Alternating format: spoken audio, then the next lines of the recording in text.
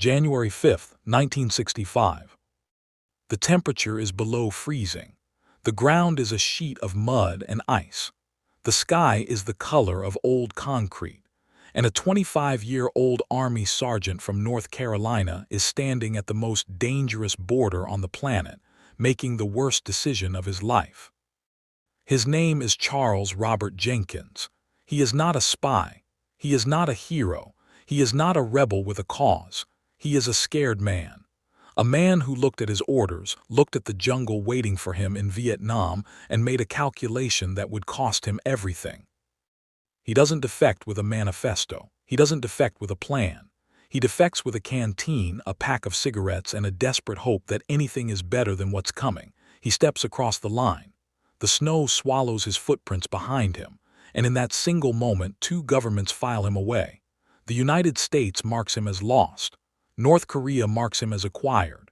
And for the next 40 years, neither government tells the truth about what he actually was.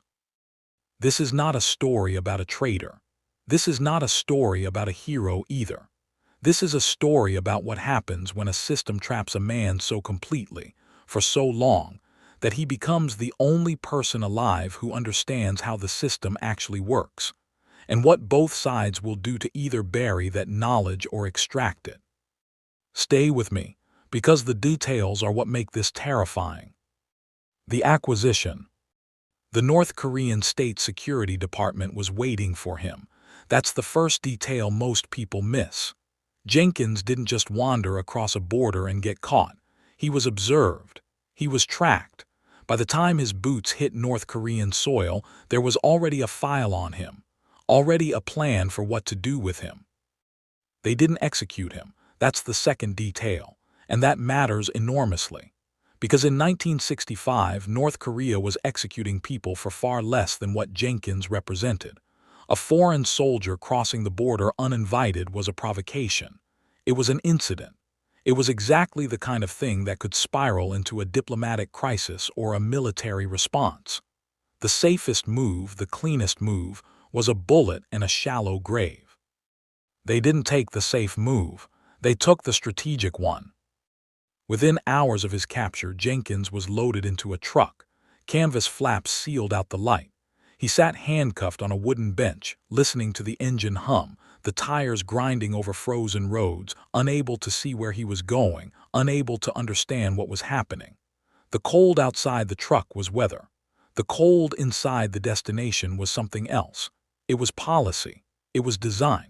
It was a system built over decades to process human beings into instruments. The truck stopped. The doors opened. A man was standing there in a uniform so crisp it looked like it had never been worn. No name tag, no insignia, just authority. This was the section chief of the State Security Department's Foreign Asset Division. He looked at Jenkins the way a technician looks at a new piece of equipment, not with hatred, not with curiosity, with assessment. He spoke English, perfect, unaccented English. He said 5 words that Jenkins would remember for the rest of his life. "You are not a prisoner," and then he paused. And then he told Jenkins exactly what would happen if he tried to leave, if he tried to hide, if he tried to speak without permission. 3 conditions, 3 death sentences, but if you cooperate, you will live. We have use for you. The door locked. The bolt slid home. And Jenkins sat alone in a bare room with a single bulb overhead and understood something fundamental. He wasn't in a prison camp. He was in a laboratory, and he was the specimen. Here is what the regime understood that Jenkins didn't yet. A dead American soldier was a diplomatic problem. A living American soldier was a propaganda treasure. In 1965, the Cold War was at its peak. The United States was pouring money and men into Southeast Asia. The image of an American soldier who chose to walk away from his country, who crossed the line voluntarily, who preferred North Korea to the United States. That image was worth more than any military victory. It was worth more than a battle. It was a narrative weapon, and narrative weapons don't work if the subject is dead. So they kept him alive. They kept him healthy. They kept him ready. They fed him better than the average North Korean citizen. They gave him a room that wasn't a cell, and they waited to see what they had acquired. The system. The isolation was the first weapon, and it was the most effective one. Jenkins was moved away from the border, away from any zone where escape might be conceivable, deep into the interior of North Korea.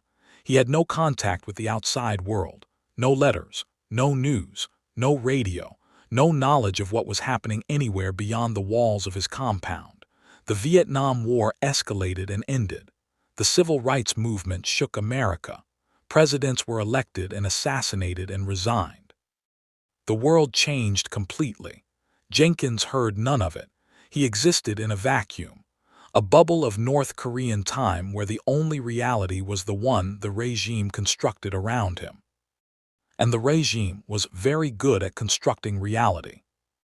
The rules were simple: obey, survive, don't try to escape. The stakes were demonstrated clearly, not just described. Jenkins saw what happened to detainees who resisted. Some came back broken, some didn't come back at all. The State Security Department didn't need to threaten him constantly. They showed him the consequences once and let his imagination do the rest. That's how sophisticated surveillance states operate. They don't need to be everywhere. They just need you to believe they're everywhere. But here's where the regime's strategy became its own undoing. They needed him compliant, but they also needed him useful. And useful meant giving him work, real work, access. The kind of access that changes a man from a prisoner into something far more dangerous. They put him in a classroom. They told him to teach English, and they didn't give him random students. They gave him the children of the elite, the sons and daughters of party officials, of State Security Department officers, of propaganda bureau directors.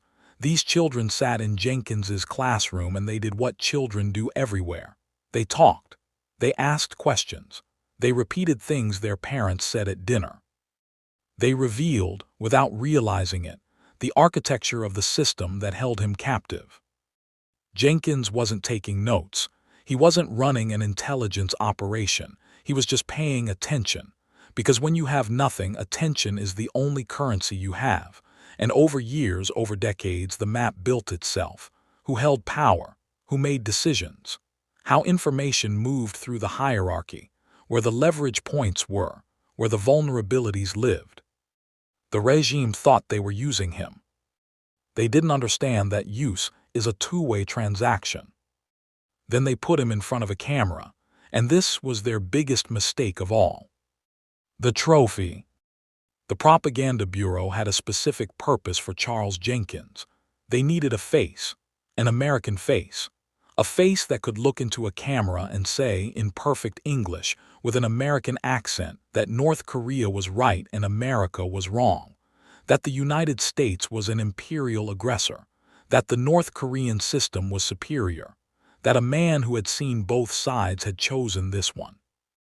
They gave him scripts, they gave him a studio, they gave him lighting and cameras and handlers who coached his delivery. And Jenkins read the lines. He looked into the lens. He said the words. Every broadcast was shipped to schools, to factories, to military bases across the country. Every North Korean school child grew up seeing the face of the American deserter. His face was everywhere. His voice was everywhere. He was the most recognized American in the country. And he was completely, totally trapped. But the Bureau made a calculation error. They wanted visibility. They wanted the world to see their American trophy, so they made him visible. And visible means documented. Every frame of film was evidence of his existence. Every broadcast was a record. Every public appearance was proof that he was alive, that he was there, that he could be found, that he could be demanded back. The regime thought they were using him as a weapon. They were building his dossier. They were creating the paper trail that would eventually prove his case to the American military. They were documenting, with meticulous North Korean precision, that Charles Jenkins had been held against his will, used as a tool of state propaganda, and kept alive for 4 decades as an asset. Every tape they made was another piece of evidence in the case that would eventually set him free. He didn't know it yet. He couldn't know it. But the regime was building his escape route with every camera they pointed at his face. The other 3. Jenkins wasn't alone in this.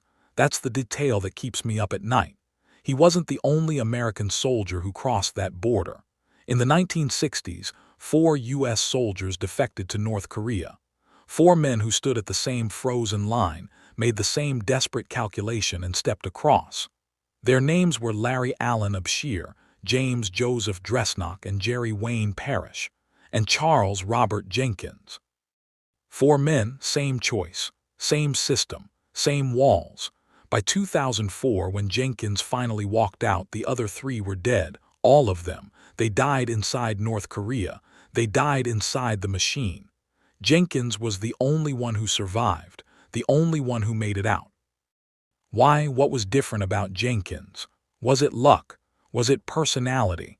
Was it the specific jobs the regime assigned him? Was it something he understood that the others didn't?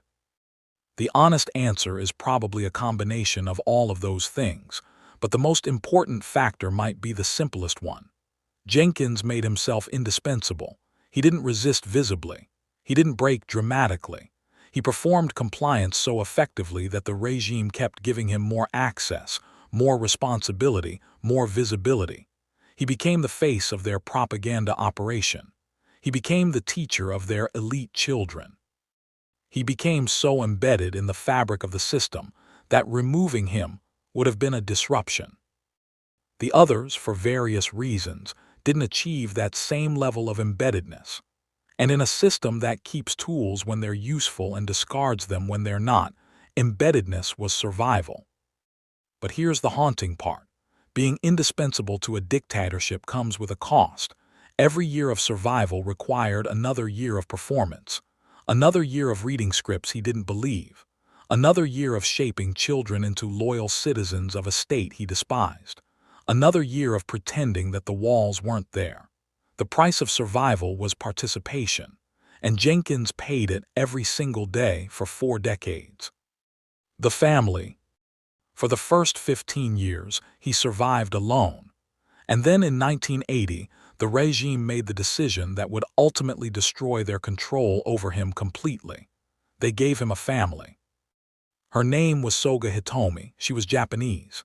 She was 22 years old when she was abducted from a street in Tokyo in 1978. She was walking home. A car pulled up. Men grabbed her. She vanished. The State Security Department took her to North Korea, trained her, used her as a language instructor, and kept her in a facility similar to Jenkins's compound. She was a prisoner. She was a resource. She was alone. Until the regime decided to pair the 2 foreigners together.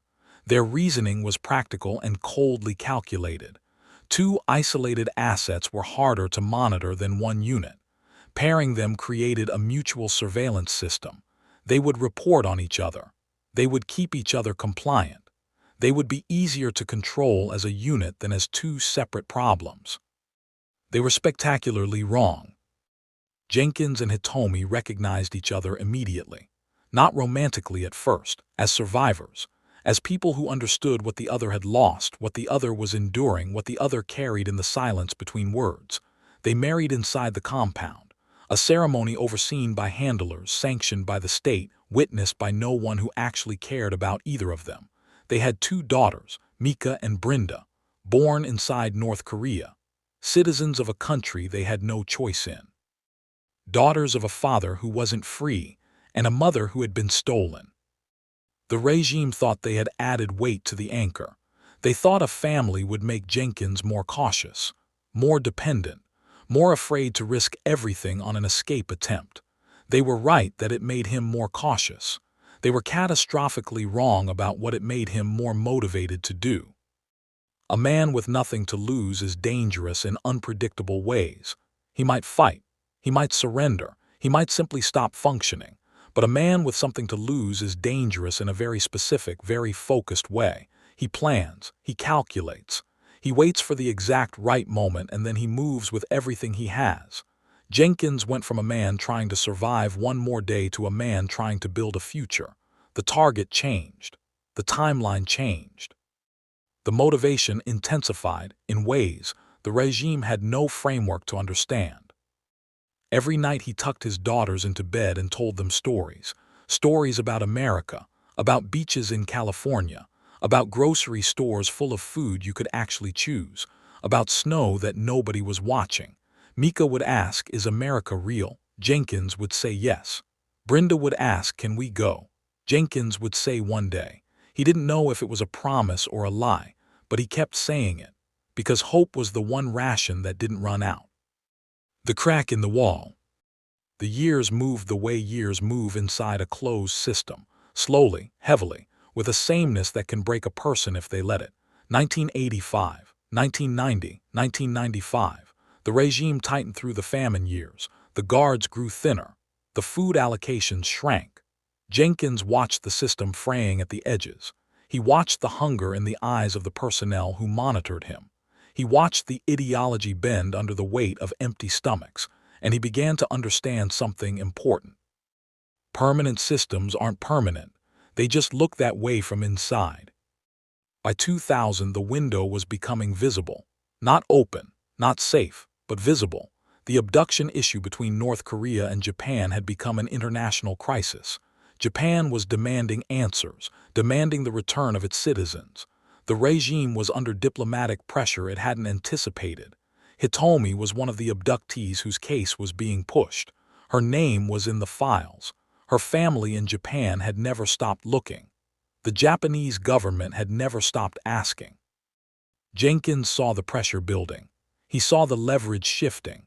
He understood that the regime's control wasn't absolute, that there were cracks, that the right combination of international pressure and personal action might be enough. But the timing had to be exact. Too early and the system crushes you before the world notices. Too late and the window seals forever. He spent months preparing, quietly, carefully, the way a man prepares when he knows that failure means not just his death but the disappearance of everyone he loves. He saved what he could. He memorized what he needed. He told his daughters not everything but enough. He told Hitomi the plan. She had been waiting for this conversation for years.